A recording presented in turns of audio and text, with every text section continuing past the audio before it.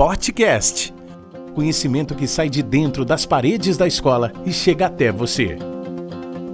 Hoje os alunos Azaf e Samara Silvestre conversam com o subtenente Wilson sobre os trabalhos de um policial. Oi, eu sou Samara Silvestre, do segundo ano. E eu sou Azaf, do primeiro. O tema de hoje é um trabalho de um policial. O entrevistado é o subtenente Wilson. Você sempre quis ser policial? Antes de eu responder a tua pergunta, Samara, eu quero agradecer a instituição Portinari, você, o Azaf, todos que estão envolvidos nesse projeto, pelo convite que vocês fizeram e pela oportunidade de nós estarmos aqui reunidos. Tá? Agradeço demais. Né? Eu quero cumprimentar a coordenadora pedagógica, que é a Patrícia. Quero também cumprimentar o Paulo, em quem eu cumprimento todos os funcionários, todos os professores, todos aqueles que estão envolvidos. Né? Eu tenho um apreço muito grande, porque eu acho que o Paulo é uma pessoa que ele conseguiu mudar a história do ensino secundarista aqui na cidade de Avaré. Ele colocou o ensino no outro patamar. Né? E eu estou muito feliz por essa atividade. Essa atividade tem sido replicada em outros lugares. Né? Então eu agradeço demais mesmo pela oportunidade de estar aqui. Né? Eu quero cumprimentar, eu sei que vai ficar gravado para a plataforma, vou cumprimentar meu comandante também, que possibilitou que eu estivesse aqui, que é o Tenente Maurício, a figura do meu capitão, o Murilo, e também os meus majores, né? O Salomão e o Nazário. Tá? A resposta é não, eu nunca quis ser um policial. A verdade é que a profissão policial militar aconteceu na minha vida. Tá? Eu fui fazer o tiro de guerra, né? Prestar o serviço militar no Exército Brasileiro, e lá nós fizemos muitos amigos. Tá? Tanto é que amanhã nós estaremos fazendo uma cerimônia lá no tiro de guerra. Cumprimento também o sargento Panzini, e estaremos se reunindo depois de 30 anos para a entrega de condecorações, né, de medalhas. Né? Então eu estou muito feliz por este momento.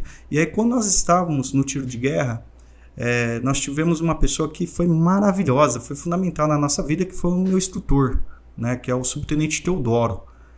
Lá no tiro de guerra ele passou valores, passou princípios, nos mostrou como que faz parte de uma disciplina, como que a disciplina é importante para as nossas vidas. Né?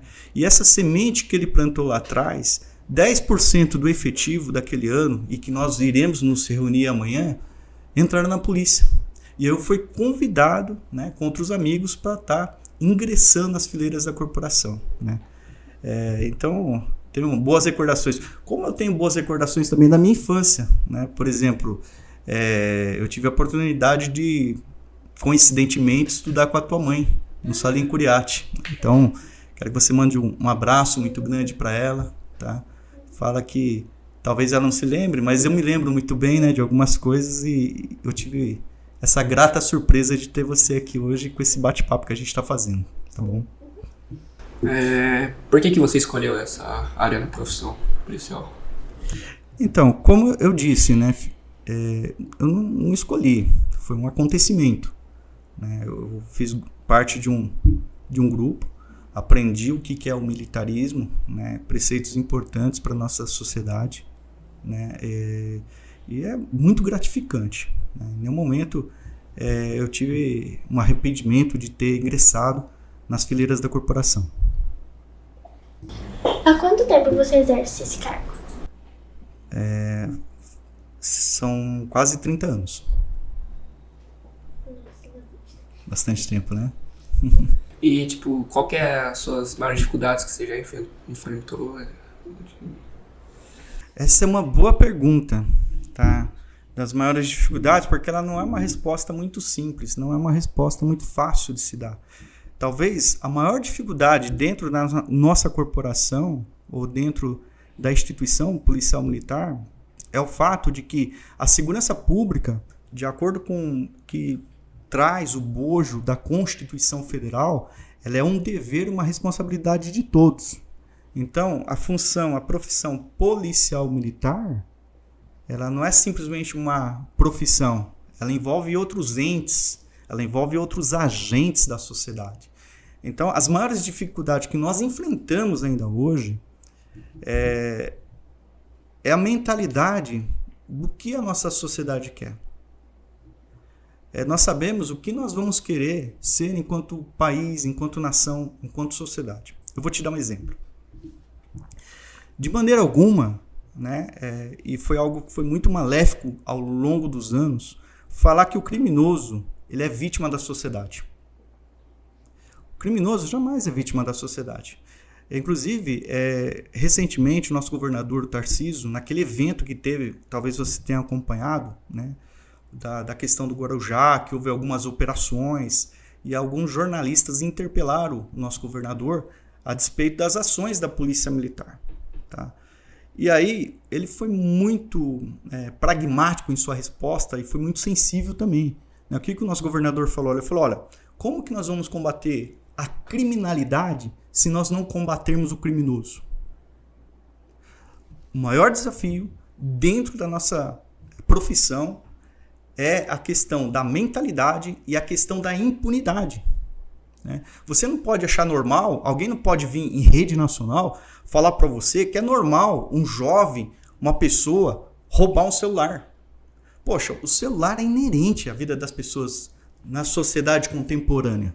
Hoje as pessoas vão ao banco, elas fazem compra, elas se instruem, elas praticam... Muita gente hoje talvez vai estar assistindo a gente através do celular. E outra, quando a pessoa compra o celular, ela não comprou só o celular, mas ela dedicou tempo da vida dela, tempo do convívio familiar, tempo que ela poderia estar fazendo outras coisas para trabalhar, para ter aquele celular. Tá? E aí quando uma pessoa rouba o celular, ele faz o que com esse celular? Ele vai empreender? Ele vai suprir os seus entes queridos? Porque vai comprar uma alimentação? Quanto que ele vai vender esse celular? Aonde vai ser levado esse celular? Né? Ou será que esse celular vai ser entregue ou para um receptador ou para uma boca de tráfico? Né? Ou seja, o cara rouba o celular, coloca a vida das pessoas em risco, em perigo. Né? Pode acontecer coisas mais graves. Quantos casos nós temos? N casos. A gente faria um podcast aqui de 24 horas. Né? Então é esse entendimento que a gente precisa da sociedade. Nós precisamos dessa discussão. E é muito importante que nós tragamos isso para os bancos escolares, para dentro de universidades, para a sociedade civil, falar a respeito, né, e debater o assunto, o que nós queremos para a segurança pública. Né? Então, talvez a questão da mentalidade do nosso país é o maior desafio. As pessoas fazem corinho, né? Existe uma ala aí que fica colocando frases de que a Polícia Militar, por exemplo, tem que acabar. Né? Não sei se vocês já viram, piquetes, né, manifestações nesse sentido. Há um pensamento corrente nesse sentido. Só que não propõe alternativas, não propõe soluções. Quais são os erros que nós temos dentro da instituição que precisa ser corrigido? Por exemplo, hoje o Portinari é uma belíssima de uma instituição. Ela entrega resultados. Né? Não por acaso vocês estão aqui. Vocês estão procurando melhor. E a maneira do pai de vocês falar para vocês, filhos, amo vocês. É por isso que vocês estão no melhor lugar, para vocês serem melhor do que eu. Por isso que nós escolhemos uma instituição que pudesse te alçar a isso. Porém, se um determinado aluno, né, não está em conformidade com as diretrizes da escola, o que vai acontecer com esse aluno? Por exemplo, vou imaginar o seguinte, esse aluno levou o celular para a sala de aula. Ele vai levar uma advertência. Toma uma multa, né? De 50 reais. Toma uma multa de 5 reais. Então, mas por que a escola estabeleceu esse regramento aqui interno para vocês? Conseguir dar aula para os alunos prestarem atenção. Porque o celular é uma coisa que dispersa muitas pessoas, né? Então precisa de uma ordem. Sim. Não é verdade? Porém, se algum aluno, apesar de todas as ordens, de todas as ferramentas, de toda a capacitação que esse estabelecimento de ensino, né, conceituadíssimo entrega, vai ter um aluno que talvez não vai conseguir alcançar êxito. Pode acontecer? E aí, nós vamos acabar com o Portinari por causa disso? Não, tem que acabar com o Portinari. Então, por exemplo, se existe alguma inconformidade, essas inconformidades pontuais precisam ser corrigidas. Né? Seja com o aluno, eu tenho certeza que a Patrícia, o Paulo, né? Eles vão fazer essas correções, vão trabalhar sobre isso, tá? Então esse é o grande enfrentamento que nós temos dentro da nossa profissão. E eu te digo mais, para vocês. Eu desafio a qualquer um a apresentar uma instituição, seja ela pública ou privada, que disciplina mais, que corrige mais, que depura mais do que a Polícia Militar do Estado de São Paulo. Você acha que o policial é valorizado em nossa sociedade? Infelizmente não. Né? Uma série de fatores que eu comentei com vocês. Tá? Eu vou citar um exemplo. Eu vou tentar ser o mais prático possível. Tá? Graciliano Ramos, em seu livro Vidas Secas, por exemplo, ele cita de como é importante a gente dominar a comunicação. Esse podcast que vocês estão trabalhando aqui é justamente para desenvolver essas habilidades cognitivas em vocês. Ok? Por quê? Porque é importante comunicar, é importante saber falar, é importante dialogar, né? Por exemplo, se um professor de matemática ele tem um profundo conhecimento acerca da matéria dele, mas ele não sabe transmitir a matéria, ele não tem a didática, a pedagogia necessária para poder passar um legado à frente, então de nada adiantou, né? Então ele precisa realmente desenvolver essa comunicação. E hoje na sociedade a grande guerra é pela linguagem. Perceba como existe uma corrente na sociedade em relação à linguagem. Eu vou ser um pouco mais claro, só para você ter uma ideia. Por exemplo, quando alguém coloca lá um título, um tema, policial militar mata um homem, qual é a sensação que te passa? Isso é o mal da sociedade. Sim. O policial é o mal da sociedade. Mas eles só colocam um título, né? A gente não sabe o contexto, como que foi. Então, mas isso é chamado de indução. Eles querem colocar uma mentalidade de indução sobre a tua vida e muitos blogs hoje, sites, e já foi assim há muito tempo, né, divulgado dessa forma. O chamativo, ok? Então isso soa para vocês como um policial é ruim da sociedade. Então olha como que nós estamos lutando com a sociedade, né? E aí, olha que interessante, eles colocam lá, policial mata um homem, mas quando é ao contrário, né? Por exemplo, alguém atira num policial, sabe o que eles colocam? Um suspeito atirou no policial. Ou seja, se é suspeito, então ele não é o criminoso. Não chama o cara de criminoso. Quer um exemplo? Eu vou dar um exemplo prático, um case que aconteceu comigo. Tinha uma ocorrência uma vez, nós fomos atender, e um homem, ele bateu muito na esposa. Bateu demais. Antes mesmo da Lei Maria da Penha, que foi promulgada nos anos 2000. E ela estava muito machucada. Então imagina, a gente pega uma pessoa que é mais forte que você, 2 vezes maior que você. Você é uma pessoa mais frágil. Você não tem o vigor físico daquela pessoa. E a pessoa te machucar muito, né? Isso dói demais em você. Não é verdade? Sim. Não dói demais. E aí quando nós chegamos no local, ele fugiu. E eu saí correndo, não aqui nessa cidade, uma outra grande cidade, eu saí correndo numa avenida movimentadíssima. Nós não sabíamos se ele estava armado ou não. E quando nós chegamos com a viatura, ele fugiu. E eu corri atrás dele. Eu corri 4 quadras atrás dele. Quase que eu fui atropelado. Quase que um ônibus passa por cima de mim. Eu tive muita dificuldade para pegar ele. E aí quando eu consegui abordá-lo, quando eu consegui chegar próximo dele e consegui detê-lo, né, abordá-lo de acordo com os procedimentos operacionais, padrões esculpidos pela Polícia Militar. Então, no momento da abordagem, sabe o que aconteceu? Apareceu uma moça. Igualzinho a você, assim. Naquele momento, na rua. Não sabia do contexto, não sabia o que estava acontecendo, mas sabe o que ela falou para mim? Coitado do menino, por que você está fazendo isso com ele? Então, a sociedade ela não valoriza, não respeita o policial militar como deveria. Eu acho que a gente precisa, e por isso que eu sou muito grato por essa oportunidade, que a gente possa ganhar voz e também expor outras questões. Outro dia um amigo meu falou, poxa, Wilson, mas eu sei como que funciona. Eu falei, cara, você tem um recorte da tua vida, de como que funcionam as coisas na instituição. Ninguém chega na instituição e vai falar de desrespeito em relação às pessoas, em relação aos trabalhos. Pelo contrário, a instituição ela vem esculpida de que nós devemos respeitar, servir e proteger.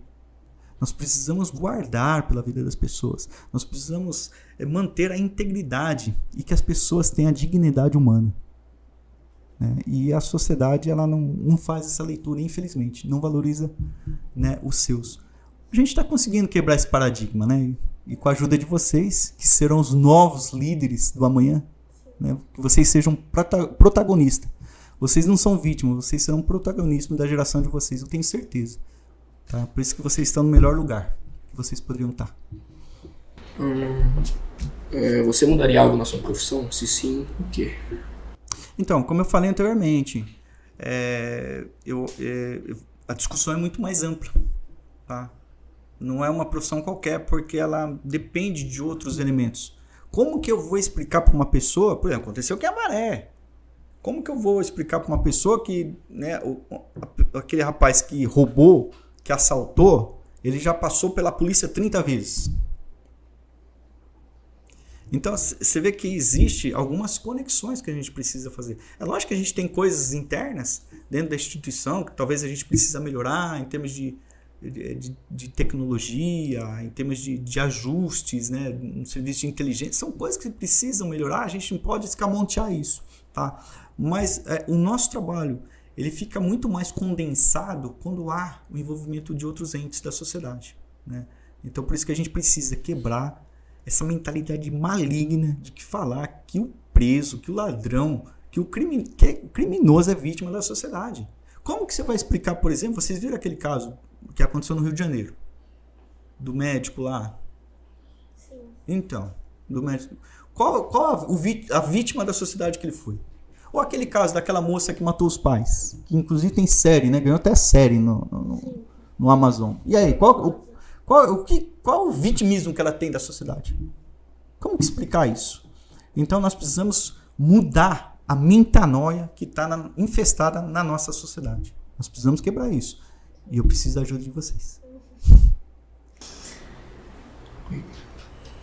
O que te motiva a continuar sendo policial?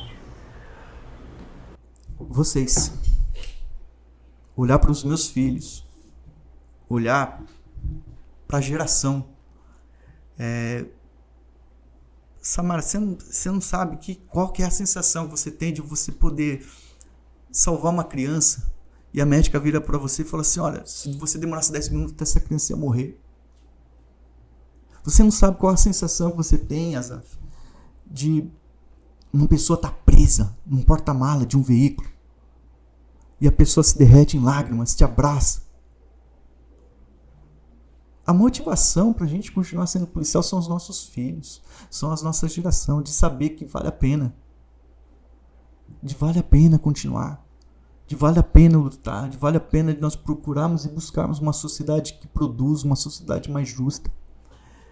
A vida dos meus filhos, a vida de cada um dos nossos filhos, eu tenho certeza, Samara, se você perguntar para qualquer policial militar que está na instituição, ele vai responder a mesma coisa que eu estou falando agora. Os nossos filhos, a nova geração, as pessoas, elas nos motivam a continuar acreditando que nós podemos viver numa sociedade melhor. O que você diria para uma pessoa que deseja ser policial, igual você? Bom, é uma boa pergunta e eu quero responder com um princípio bíblico, se vocês me permitirem. Sabe que João Batista ele estava fazendo uma ministração e batizando pessoas, né, no tempo dele. E ele estava ensinando, instruindo toda a sociedade, até que chegaram alguns soldados pretorianos, né, da legião romana e perguntou a mesma coisa. E nós? Qual é o nosso comportamento? O que nós devemos fazer enquanto militares, enquanto soldados? Aí ele respondeu 3 coisas. Ele falou, olha, primeira coisa, não defraudeis. Segundo, não direis falso testemunho. E terceiro, contenha com o teu soldo. Eu vou traduzir para vocês. Primeiro, o que é não defraudei? Ou seja, que não haja nenhuma incriminação artificial para a gente culpar alguém. Eu vou colocar aqui, por exemplo, uma carteira que você, na sua mão. Vai falar, você que estava com a carteira do ASAF. Não posso. Segundo, não dirar falso testemunho. Quando eu tenho o dever, né, perante ao Poder Judiciário, perante ao juiz, de falar, olha, eu tenho que falar exatamente o que aconteceu. E o terceiro, que fala, contente-vos com o teu salário. Então, o que ele está falando? Não seja corrupto. Não precisa pegar dinheiro, precisa desviar dinheiro. Contenha com o seu salário. E, de forma bem prática, eu falaria duas coisas. Primeiro, você precisa gostar de gente, gostar de pessoas. E gente é complexo, é difícil de lidar. Mas você precisa gostar muito de pessoas. E segundo, não pare nunca de estudar. Continue estudando, continue se atualizando, continue vivenciando. Né? A Polícia Militar, ela é maravilhosa, ela te impulsiona a várias coisas. Tenho inúmeros casos. Por exemplo, eu tenho um amigo, o Sargento Xavier, né? Muito tempo já. O Xavier, ele fez cursos que a Polícia Militar, né, forneceu para ele, que era voltado em licitação, em economia, em administração financeira. E ele se tornou o assessor pessoal de um dos grandes jogadores da NBA, né, que foi o Nenê. Ele foi morar 2 anos nos Estados Unidos, morou com o Nenê 2 anos, ajustou a vida financeira do Nenê, voltou. Então, porque se atualizou, ele não parou no tempo. Então, se você se atualizar sempre, a Polícia Militar vai te dar condições para você alçar voos muito mais altos. Como você lida psicologicamente com as situações que enfrenta? Bom, a primeira coisa é assim, eu acho que a gente tem muito Deus na nossa vida, né? Mas a questão psicológica, algo muito importante na nossa vida é a família. Então, por exemplo, para mim é muito gratificante quando eu saio da minha profissão, chego na minha casa e vou abraçar meus filhos, vou ter um tempo com meus filhos, com a minha esposa. É isso que recarrega a minha bateria.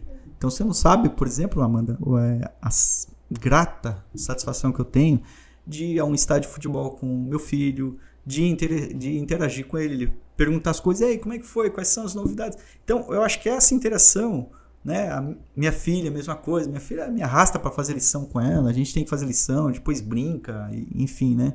Eu acho que essa descompensar, né? Você sair do seu ambiente de trabalho e vir para o seio da família e cultivar a família, isso não tem palavras, é inenarrável. Existe algum apoio sociopsicológico na sua profissão? Então, a Polícia Militar, ela dispõe de núcleos, né?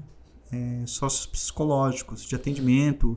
Inclusive, recentemente lançou uma plataforma que você pode ter assessoria online, né? Mas se precisar, por exemplo, também de um amparo pessoal, né, presencial, ele dispõe desse núcleo e dá suporte nesse sentido. Tá? Então, existe realmente o apoio psicológico, mas eu não trocaria o apoio psicológico do núcleo pelo seio familiar, né? Que eu acho que é isso aí que cativa a gente e muda realmente a nossa vida e nos dá força para continuar caminhando nessa profissão, que é desafiadora. Não é fácil não, viu? Se você não fosse policial, qual profissão você queria? Muito boa sua pergunta. Muito boa. Na verdade, assim, olha, eu vim de uma família muito humilde, muito simples, né?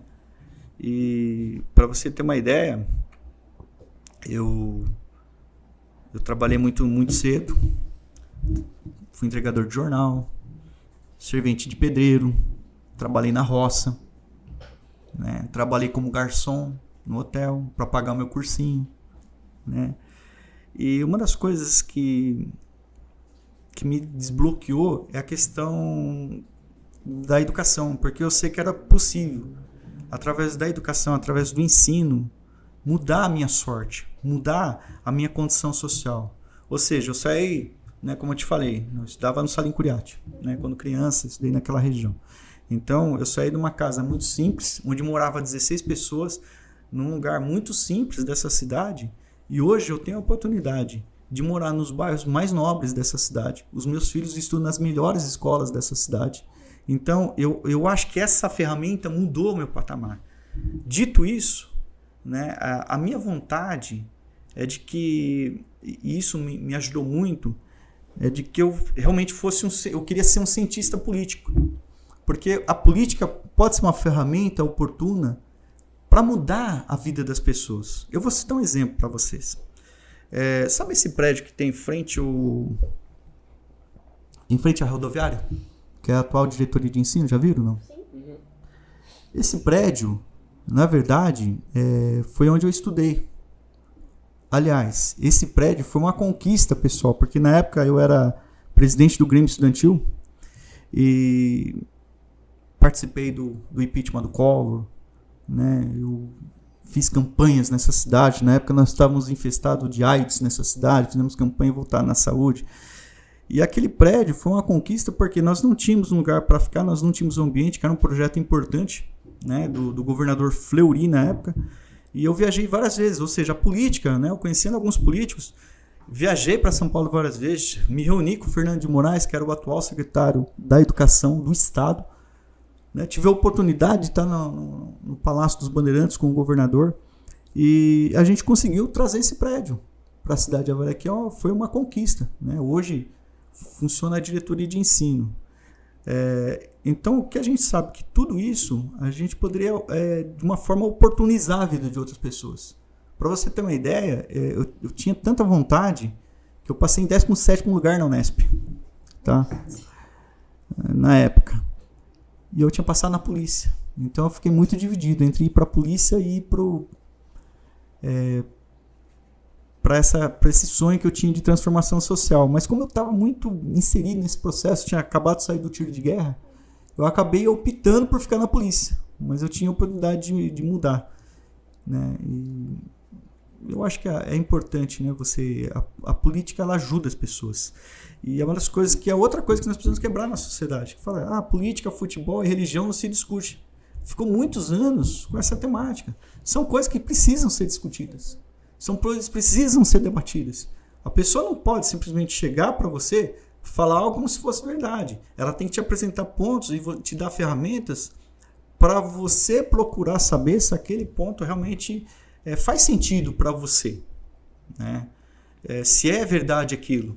Né? Por exemplo, o presidente sofreu golpe. Será que sofreu mesmo? Por que sofreu? Qual que é a abordagem que sofreu o golpe? Qual que foi a norma infraconstitucional? Então são temas que a gente precisa debater, a gente precisa discutir. Só que as pessoas ficam, não discutimos política. Né? Por quê? Porque é mais fácil de manipular o povo. Né? É mais fácil, né, trazer esse movimento. Né? É muito simples você não discutir política e fazer apenas aquilo que alguns aproveitadores gananciosos e políticos falaciosos querem fazer para poder aproveitar e usufruir disso. Né? Então a gente precisa realmente trazer essa discussão, acalorar realmente essa discussão, verificar os pontos, ir atrás de pontos. Uma das coisas que eu falo para o meu filho, Samara, eu falo para ele, você não precisa acreditar em mim, em tudo que eu falo. Vai atrás, pesquise, procura, debata. Eu duvido você refutar qualquer ponto que eu fale, se eu não apresentar com contundência e com argumentação e com provas. Tá? Então, eu acho que é isso. E se eu talvez não fosse policial militar, eu seria cientista político. Ajudaria realmente pessoas. Eu acho que tive um pouco dessa experiência, né? E fico muito feliz com isso. É muito legal vocês querer seguir essa profissão, porque eu também quero ir para uma parte mais sobre política. E eu tava pensando também em fazer ciências políticas, mas eu tô não sei ainda, não decidi qual área da política que eu quero seguir. Mas é muito legal. Eu gosto muito da área da política. Não sei porquê, né? Qual foi a maior dificuldade que você já passou como policial? Eu acho que a maior dificuldade de eu passar como policial é ficar longe da minha família. Né? Talvez esse seja um dos maiores desafios, você ficar afastado, você Por exemplo, eu fiquei muito tempo longe da minha esposa, né? Tanto é que eu demorei para ter filho porque eu queria aproveitar cada minuto ao lado do meu filho, da minha filha. E eu acho que isso eu acho que é desafiador, tá? Então essa questão de ficar longe da família pesa bastante. Você já se sentiu em risco em algum momento ou em alguma operação? Não, nunca me senti em risco porque não que não haja risco à profissão, né? A profissão ela é uma profissão cheia de riscos, né? E ela tem variáveis, né? A gente nunca sabe ao certo, não é formatado, né? Sempre tem as suas inconformidades, né? No dia a dia. Mas a gente se condiciona através de processos, através de padronização, né? De condutas. E eu não me lembro assim, de ter me colocado em risco em alguma situação, não. Né? Eu acho que um desafio que eu tive foi uma vez no jogo Corinthians e Palmeiras. O Corinthians foi eliminado na semifinal da Libertadores, né? O Paulo tá feliz com isso. E o Marcos catou o pênalti do Marcelinho. Eu estava dentro do estádio. Você estava como policial? Mas tipo, um choque? Ó. Eu estava trabalhando no choque na época, né? E ali os torcedores começaram a quebrar o estádio do Morumbi e danificar, né? E as pessoas começaram a invadir o gramado, né? Mas ali foi um momento assim que foi um momento de dificuldade, mas a gente acabou contendo, acabou usando todos os procedimentos que a gente podia na época lá e deu tudo certo. Como é feita uma abordagem policial? Então, a gente tem procedimentos padrões, né, para abordar, né? Mas geralmente é algo que chame atenção, né? Vou imaginar o seguinte: todo mundo, a direção da escola determinou que vocês têm que usar uniforme, ok? Aí, de repente, se alguém entra aqui sem o uniforme da escola, de bermuda, né, totalmente contrário ao ambiente, não é verdade? Não te chama atenção isso? Então, geralmente, essa leitura, a gente verifica se existe coerência, né, um contexto daquela pessoa com aquele ambiente. Então, por exemplo, tá muito... eu não vou te dar muitas dicas aqui, que eu nem não posso, são questões técnicas que a gente tem que preservar, né? Mas geralmente é isso. Mas as abordagens são feitas de acordo com... Tem todo um rito, né, que é divulgado dentro da corporação para a gente poder fazer a abordagem. Seja ela veicular, seja a pé, né, ou de moto, por exemplo. Tá? Existem maneiras de fazer a abordagem. Como a polícia é organizada? Então, a polícia militar ela é organizada numa estrutura hierárquica, né? Então, por exemplo, o comandante maior, né, da polícia militar é o governador. Então, o governador ele é o chefe maior, né, da instituição polícia militar. Depois vem o secretário da Segurança Pública, né? Aí vem o grande comando, né? E aí nós estamos presentes em 645 municípios do estado de São Paulo. Ou seja, cada município do estado de São Paulo é atendido pela estrutura da polícia militar. É isso. Eu agradeço ao subtenente. Posso estar mais vezes aqui conosco, né? Sim. E... É muito bom saber essa parte, assim, conhecer mais como que é organizado. Muito legal. Obrigada. Eu gostaria de agradecer, né, ao Colégio Portinari pela oportunidade, vocês, né, pela essa indicação, por esse bate-papo, por esse momento. Né? Eu quero também aqui dar um abraço em cada policial militar, né, que veste a farda com a gente, que está junto, né? Daqui a pouco eu estou saindo patrulhar aí as ruas da Varense, né, no período noturno, então mando um abraço já para minha equipe. Daqui a pouco nós vamos estar juntos, né? E que vocês tenham realmente esse entendimento. Foi muito bom esse bate-papo, que possa florescer muito mais vezes isso, né? E que a sociedade ela possa compreender qual o caminho que nós devemos ir, né? Como eu falei anteriormente, o que nós queremos ser enquanto sociedade, né? Enquanto nação, qual a mentalidade que nós queremos ter, né? Eu queria só mais citar uma coisinha, essa questão da mentalidade. Por exemplo, recentemente saiu no G1 que uma médica aqui na cidade de Avaré foi ameaçada, né? Ela foi colocado um prêmio de 250 mil pelo crime, por uma facção criminosa. Não sei se vocês tiveram conhecimento disso. Aqui, na cidade de Avaré. Tá? Então, por que isso acontece? Essa é a discussão que a gente precisa ter. Por que existe uma corrente nesse país, né, que dá tanto privilégio para criminoso e que leva muita gente a achar que o crime compensa? Há vários casos, a gente poderia falar muito tempo aqui. Há casos que tem gente que fala assim, me prende. O cara quer ser preso. Então, realmente, essa reflexão que a gente precisa ter enquanto sociedade. Para onde nós queremos ir, né? Quais são as nossas referências, quais são os nossos modelos, o que nos motiva para fazer as coisas. Tá? Então, eu fico muito feliz. Né? Por exemplo, eu vejo na instituição, que é a instituição que você está, o Portinari, que ela entrega resultados. Né? A maior prova disso, eu aqui parabenizo já a instituição, né? Já foi aí as notícias que chegaram do primeiro dia da prova do Enem, né? O que demonstra que realmente trabalha em cima de métricas, de processos. Tá? E uma coisa que eu queria falar para vocês. A gente não consegue o ouro se não passar pelo fogo. A gente não vai lapidar um diamante, né, se ele não for trabalhado. Então, que vocês sejam trabalhados para se tornarem verdadeiros diamantes e brilhem muito nessa sociedade. Tá bom? Que Deus abençoe a todos. Agradeço demais pela oportunidade. E a cada um de vocês que estão me assistindo, que Deus abençoe a vida de vocês. Gostaram? Então compartilhem o conhecimento e sigam nossas redes sociais. Facebook, Portinari Colégio. Instagram, Colégio Portinari Avaré. Canal do YouTube, Portinari Avaré. E o Spotify, Podcast. Até o próximo podcast.